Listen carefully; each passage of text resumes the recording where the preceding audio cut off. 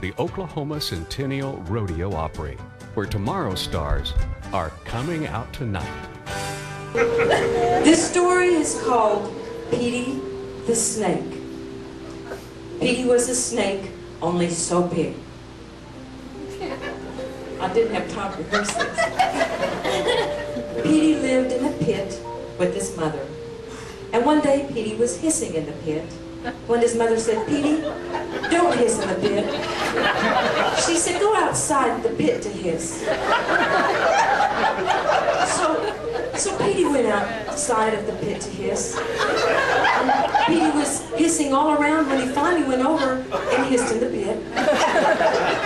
Petey's mother heard Petey hissing in the pit and said, "Petey, if you must hiss in a pit, go over to Mrs. Potts to hiss in her pit."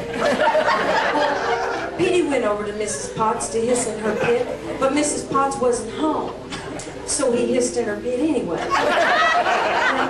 While Petey was hissing in Mrs. Potts' pits, I'm trying to be very careful. I'm starting that sentence over. While Petey was hissing in Mrs. Potts' pit, Mrs. Potts came home and found Petey hissing in her pit. She said, "Petey, if you must hiss in a pit, go to your own pit and hiss." Well, when Petey got home, his mother saw him crying, and she said, "Petey, what's the matter?" Petey said, "Well, I went over to Mrs. Potts' pit to hiss in her pit, and Mrs. Potts wasn't home. I hissed in her pit anyway.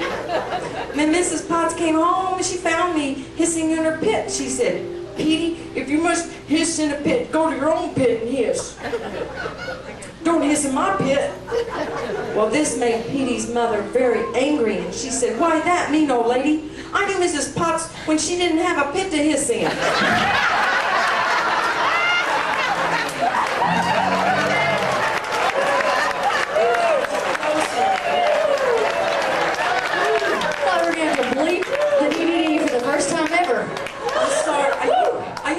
Much faster than that, but considering the material, I thought I'd slow it down just a skosh.